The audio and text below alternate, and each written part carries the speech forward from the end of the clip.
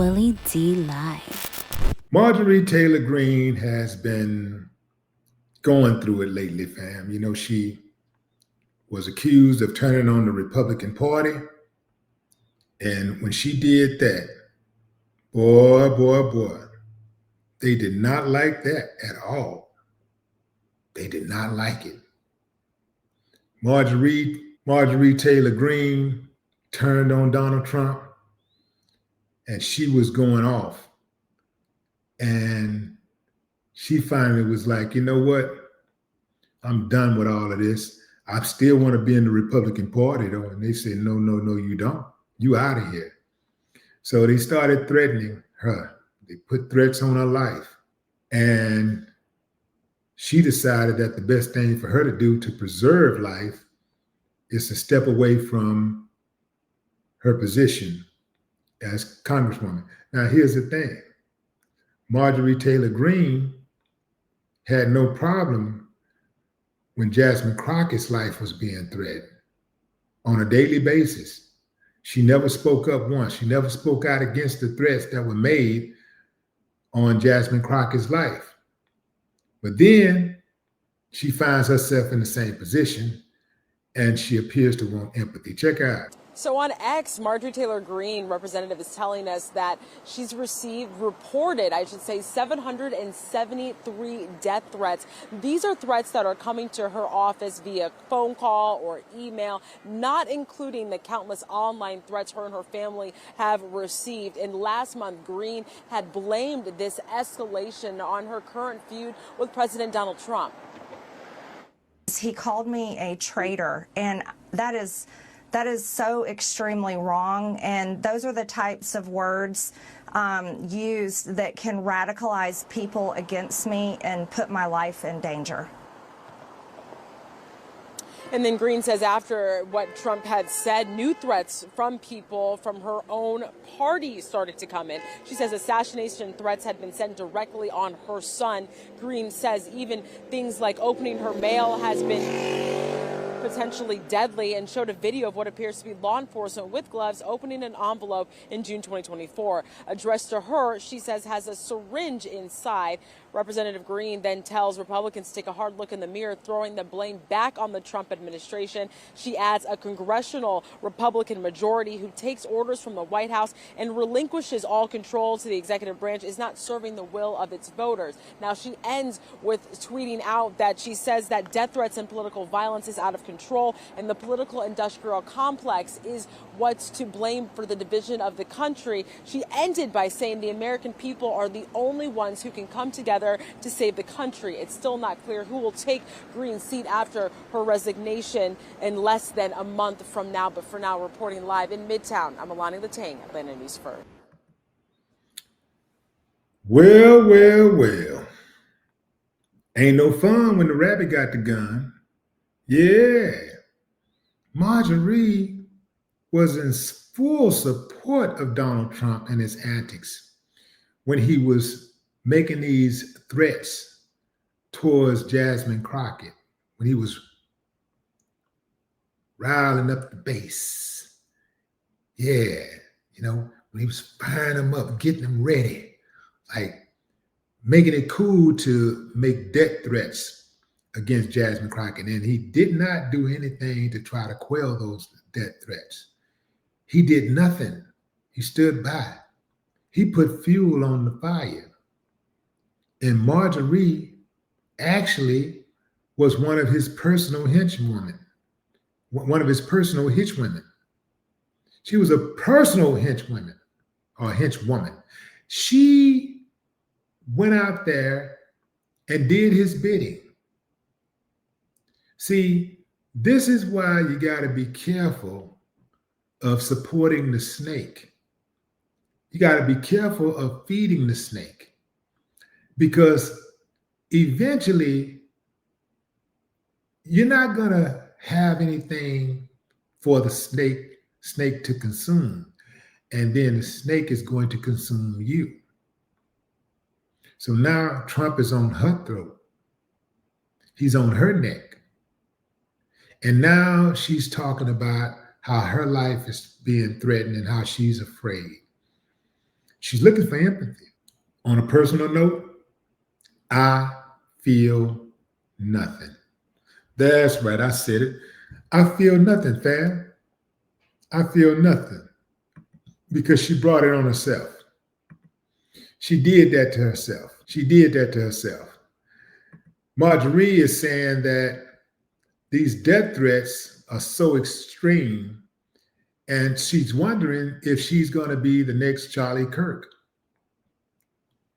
She says that over the flood of death threats she's been getting over since Donald Trump branded her a traitor, even asking if she's supposed to meet the same fate as Charlie Kirk, for all of this to finally stop. Wanted to stop. Speaking on CNN Tuesday morning, MTG said, the threats have gotten so out of control, she's counted 773 death threats so far, some even aimed at her son.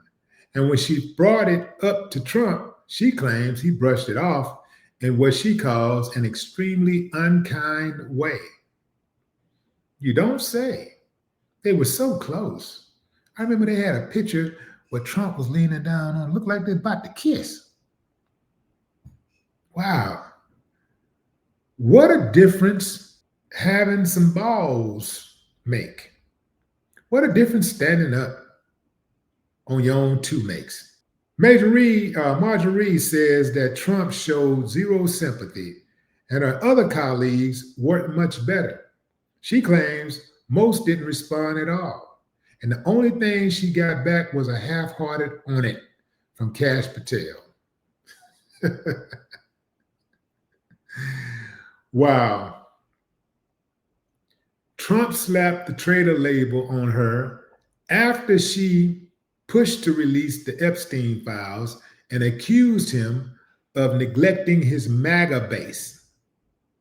But Marjorie says she isn't mad because as a Christian, she says forgiving him is the easy part. Forgiving him is the easy part. As a Christian? Since when has Christians started, or were her type of Christians? When did they started just forgiving people? Whatever. But even with the fear of a Charlie Kirk style fate lingering in the back of her mind, she says she's staying positive, telling CNN that after she steps down from Congress in January, what's next for her is simply a lot of happiness. Now, so what she's going to do, she's going to be outcast from the Republican Party. The Democrats are weaker than the Republicans, so they'll probably let her in. I'm sure they'll let her in. And they'll probably put on MSN or CNN, something like that, and she'll get millions of dollars, and people act like she never said all of those nasty things that she said. I don't think you should let her in. When people turn and do the amount of damage that she's done, I say you make it a moment of reckoning. Yeah, you make it a moment of reckoning. Make them bow down. Make them bow all the way down. Make her go through it like everybody else go through it. Make her go through it like her opponents went through it. She was one of the worst just a few months ago. Just one of the absolute most vile human beings on the planet. I don't know what happened. I don't know if somebody went to her with a check, but something happened. First of all, she didn't have any type of spiritual moment because we know she do not have a spiritual bone in her body.